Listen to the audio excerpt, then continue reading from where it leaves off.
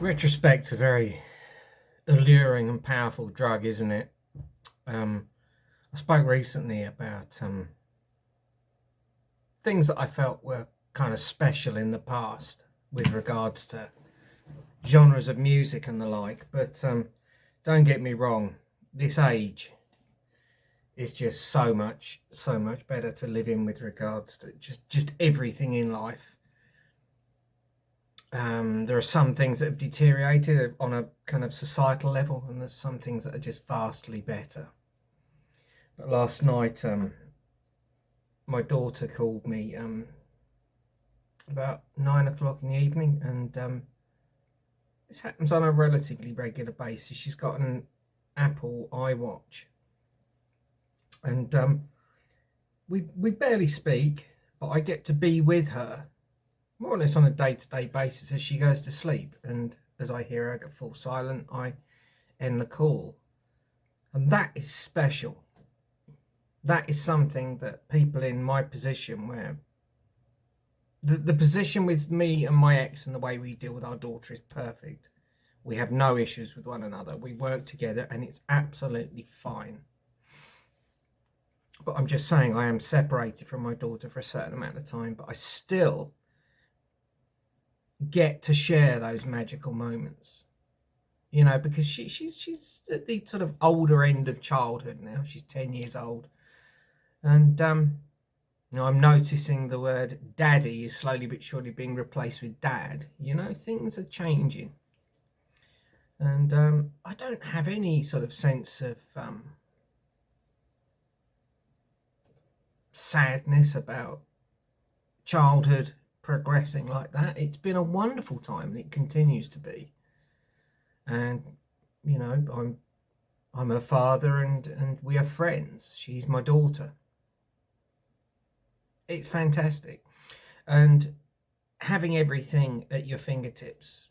It's like sometimes I'll think, oh, I know what, I'm going to go back and play that game from 2000, and I'll boot it up on PC, download a copy of it, and just think, good God, this does not translate well after all the beautiful quality of life improvements that have been in gaming since that time. Standing at a waist-high fence and just jumping at it and not being able to go over it, having to go around it, you know, just tiny little things that wouldn't happen in a million years in game development now. You know, the worst game created today is still probably 1,000% better than the best one that was created in the 90s. Yeah, some of them have translated well and worked perfectly. Ironically, the ones with the most simple controls and the most basic premises, they just work like a dream. You can play Quake from 1996 or Quake 2 from 1997, or indeed Quake 3 from 1999. I'm turning into that guy that Steve Coogan played on the day-to-day at Night Watchman, go where he was overseeing a swimming pool. In 1976, nobody died. In 1977, nobody died. In 1978, nobody. It's just at an age that, you know, as I say, retrospect is a very powerful drug, and you know, I do long for the past. I really do. Some of the times in my life, you know, I've realised recently people brought out magic in me and I brought out magic in them, you know. And all of those situations, if you tried recasting it and putting that situation together in this room, there's not a cat in hell's chance it would ever work. You know, I've seen people who try and do that thing where they retrace a really special moment in their life. They'll go and try and relive a honeymoon destination. And I honestly think that you're heading for a very retrospective pain, and unless you've got a certain attitude towards it, you know, there's nothing wrong with repeatedly going to a place. My mother's repeatedly been to Auschwitz. What does that tell you? Remember, and she went back there for the first time. I was talking to my boss at the time, and he said, oh, how's your mum doing? I said, oh, my parents are out in Poland again at the moment. They've gone to Auschwitz. And he said, they went there a couple of years ago, didn't they? And I said, yeah. And he said, you know, I don't mean to sound sick, but not many people have been there and then returned. bit of a twisted comment, but it did make me laugh.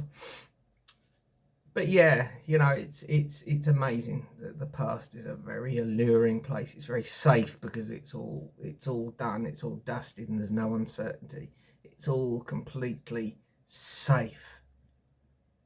But you know, that's just the way it is. Anyway, at the beginning of this video, I showed a little village not far from here, and that was a place, or the place, where I was at work in October of 2019, and I'd started my first week back at work after having dealt with somebody close's death to suicide, and after a very tough year in my life in many ways. And I worked with a couple of people and said, look, it's only fair to say, because you know my bosses were shit and they weren't ever going to tell them.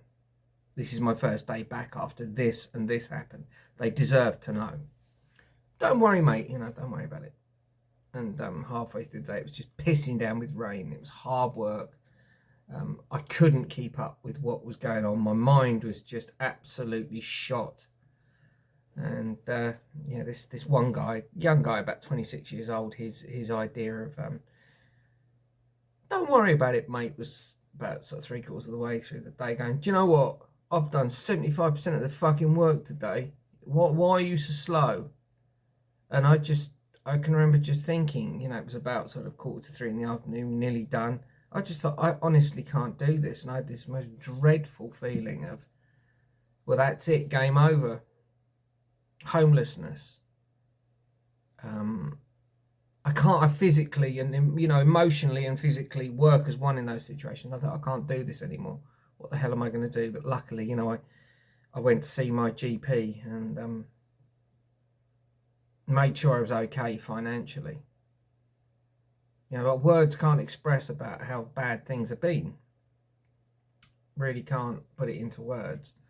And I know other people have had it either equally or better or worse than I have. And if ever you've had emotional or mental issues, you'll know they're not to be underestimated. But I went to that village today, and it's not one of those places where I returned because I had to face a demon. I had to go there just because I was going to a shop. But such a beautiful little place, and I thought, yeah, I'll have a bit of you back now, thanks. I'll have a memory just of a nice day, beautiful weather, where I just went out cycling and just went back to a place where I just really did hit total rock bottom.